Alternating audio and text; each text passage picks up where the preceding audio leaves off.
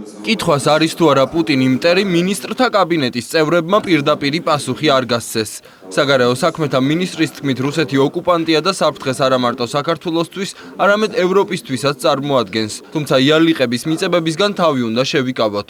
პაატა ზაქარეიშვილის თქმით კი, პუტინი ადამიანია, სახელმწიფოს მტერი კი მხოლოდ სხვა სახელმწიფო შეიძლება იყოს. პუტინი მტერი, რას ნიშნავს? პუტინი ადამიანია, როგორც ადამიანი იყოს მტერი, ვისი მტერი უნდა იყოს? ადამიანი ვერ იქნება სახელმწიფოს მტერი, გინ პუტინი იყოს და გინ ვინც უნდა იყოს. სახელმწიფოს მტერი შეიძლება იყოს სახელმწიფო. თავისად იმდად აბსურდულია კითხვა, რომ მასზე პუტინი არავინა, პუტინი არის ადამიანი. რუსეთმა 2008 წელს საქართველოს წინააღმდეგ განახორციელა აგრესია. ის იყო მტრული განზრახვით, მოახდინა ამ ტერიტორიის ოკუპაცია, არსებობს კანონი ოკუპირებულ ტერიტორიების შესახებ და საქართველოს არ აქვს დიპლომატიურ ურთიერთობას რუსეთთან. პუტინის რუსეთი დღეს არის სახელმწიფო, რომელიც სისტემატიურად აღრღვევს სამწუხაროდ საერთაშორისო ნორმებს და სტანდარტებს, რომელიც დღეს არის დიდი საფრთხე ევროპის უსაფრთხოების არქიტექტურისთვის.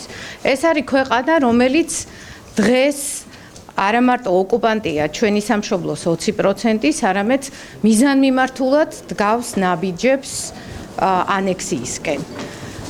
ჩემი პირადი მოსაზრება იქნება, რომ იარლიკების მიწებებაზე ნაკრებად ვიფიქროთ, მაგრამ გავაკეთოთ ყველაფერი ის, რაც მაქსიმალურად გაითვალისწინებს ქართული სახელმწიფოს ინტერესს. მოდით კონსულტაციებს გავივლინე ნაციონალურ მოძრაობასთან, იმიტომ რომ წინა ხელისუფლება სისტემატურად ხვდებოდა ბატონ პუტინსაც და რუსეთის ხელისუფლებასაც მოსკოვში. 90-იან წლებში ეთნიკური წმენდა ჩატარდა აფხაზეთში. ამის შესახებ მე მგონი წინა ხელისუფლება მიცოდა და თუ არ უნდოდა რუსეთის ხელისუფლებასთან კონტაქტები და საუბარი არ უნდა შეხვედროდა და ზნეობა ეხლა არ უნდა მოგაგონდეს კაც, როდესაც ოპოზიციაში გადადიხარ.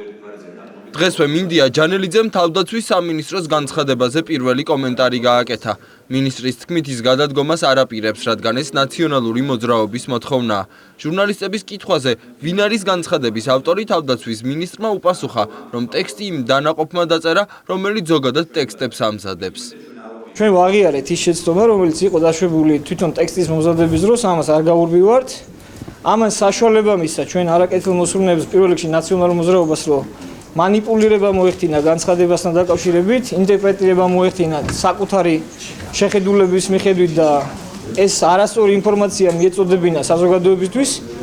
ამან გარკვეული ნებათაღელვა გამოიწვია. საქართველოს გზა არ არის სამხედრო კონფლიქტებში ჩართვის გზა. ჩვენი ეროვნულ ინტერესებში არ შედის არც ერთ სამხედრო კონფლიქტში მონაწილეობა. სამხედრო კონფლიქტებმა რაც მოგვიტანა, ჩვენ ძალიან კარგად დავინახეთ, ეს არის 20% ოკუპირებული ტერიტორიების და საოკუპაციო ძალები 40 კილომეტრში ჩვენი დედაქალაქიდან, ამიტომ ეს არ შედის ჩვენი ეროვნული ინტერესებში. პასუხისმგებლობას არ ვიხსნი, მიუხედავად იმისა, გაცნობილი ვიყავი ტექსტ თუ არა, ჩემ უწყებაში რა ხდება, ამაზე პასუხისმგებლობა მე მაქვს, ბუნებრივია.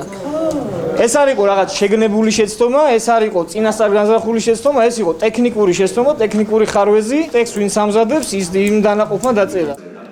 მთავრობის წევრებმა ერთიან ნაციონალურ მოძრაობასთან ურთიერთობის შესახებაც ისაუბრეს და თქვეს, რომ ყოფილი სახელისუფლებო პარტიის საკითხი დღის წესრიგიდან ვერ მოიხსნება, რადგან მათ 9 წლის განმავლობაში ბევრი შეცდომა დაუშვეს.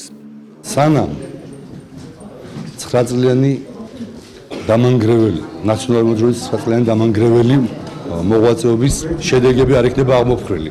და ერთ-ერთი შედეგი არის ანექსია და სრული ოკუპაცია სამხრეთ ოსეთის და აფხაზეთის. მანამდე დღის წესრიგიდან ვერ გავა მათი მოღვაწეობის შეფასება. ჩვენთვის დარჩება ტკივილად მუდმივად იმ შედეგების გამო, რაც ამ 9 წელმა გამოიტანა. პირველი და უმნიშვნელოვანესი არის რას აკეთებს საქართველოს მთავრობა ახლა, თუმცა იმ ნებისმიერ საქმეში, მათ შორის მთავრობის აქტივობებში მნიშვნელოვანი არის, რომ მქონდეს შედარების საშუალება, რათა უფრო ზუსტად გამოიხატოს დინამიკა. მთავრობის ხდომა დღეს პრემიერის ტრადიციული პრესკონფერენციის შემდეგ გაიმართა.